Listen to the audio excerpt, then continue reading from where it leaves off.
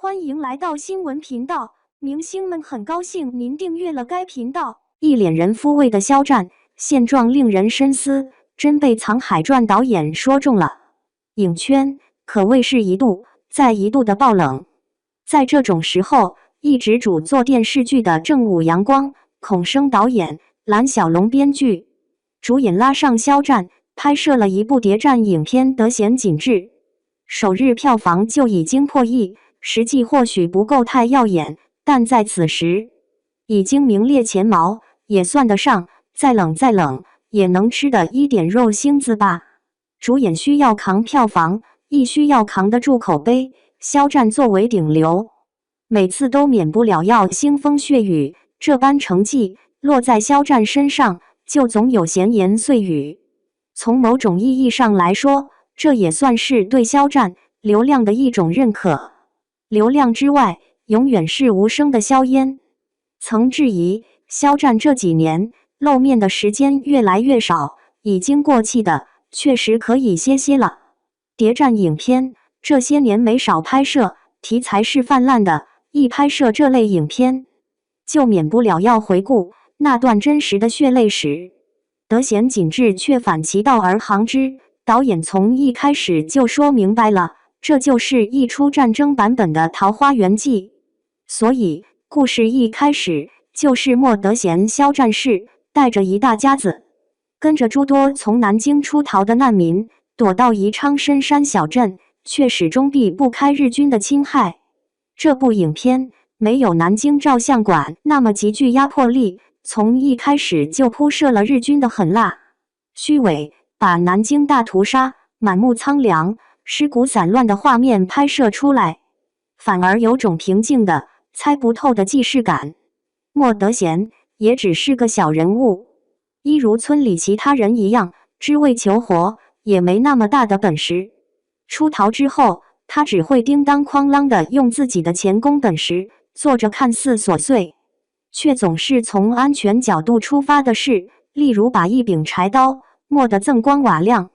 甚至把厚实的菜墩子都劈开了，还被老婆教训了。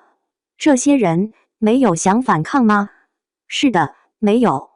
他们刚刚经历过最可怕的画面，已经麻木了，存着侥幸的心理，只想逃避，能得一日悠闲，变得一日悠闲，毕竟差距太大。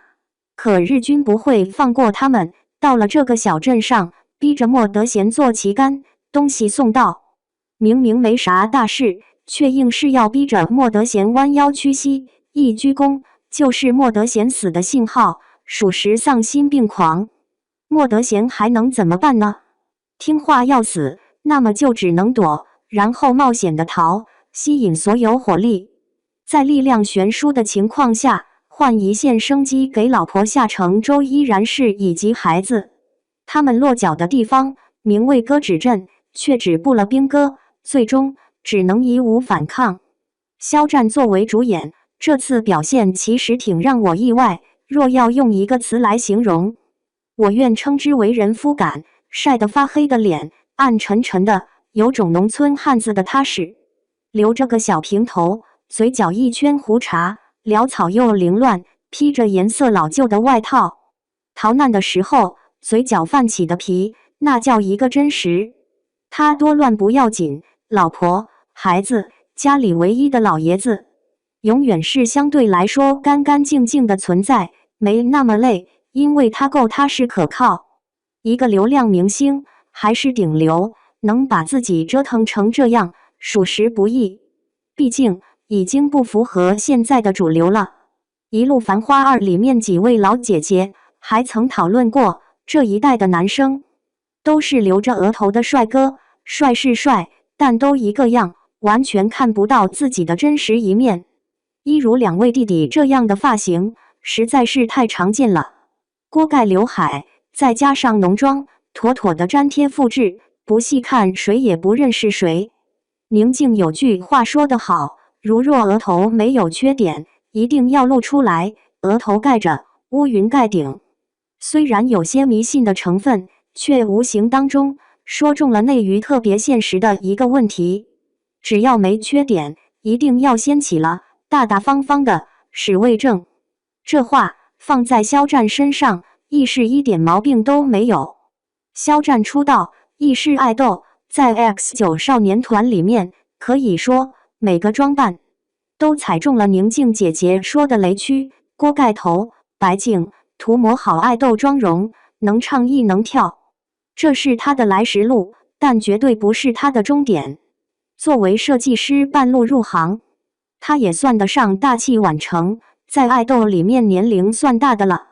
险些熬不出头的年纪，碰到了陈情令，一身黑红色打底的长衫，风一吹，潇洒利落，飘逸灵动，可不就是这么火了。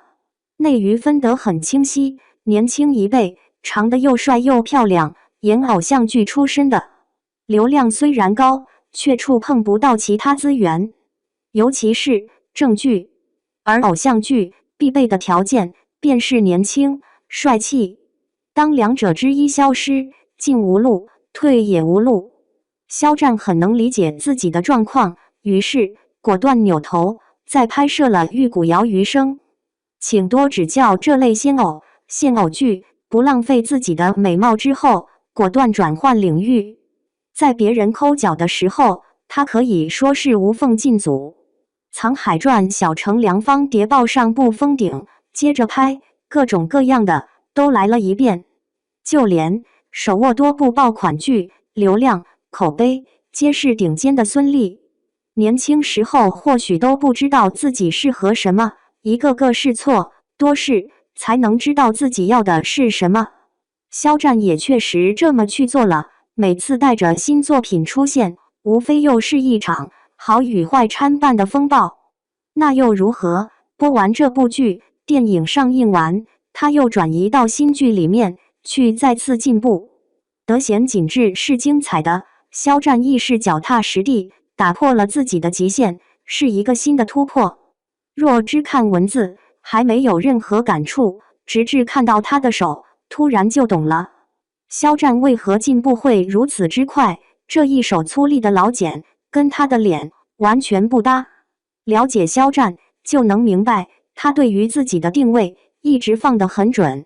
宣传活动上，饰演莫德贤小儿子的演员也来了，旁人要孩子叫哥哥，肖战直接来了一句叫叔叔。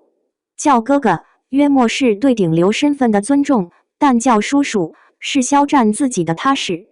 外界的流言蜚语是改不掉的，只要还在内娱一天，大概肖战就会受到一天的质疑。毕竟他的长相是他成为顶流的基石，也是他最大的阻力。他可以不在乎，但旁人一定会觉得这张脸哪里来的演技。不仅戏外的观众会这么觉得，就连导演也不止一次这么说。《沧海传》郑晓龙导演当时就提过，肖战的外貌某种程度上对他的演技是一种浪费。而且还不只是郑晓龙说过，另一位导演曹逸文也说过，肖战的脸太过漂亮，反而影响到了他。肖战一出场，观众对于他脸的关注会比他演技更多，自然就遮盖了很多东西。诚然，肖战的现状也确实如此。不过，就冲他这份舍得放下颜值的心，扎实的往前冲，就不会太差。一如宁静所言，运势会好，只是迟早的事罢了。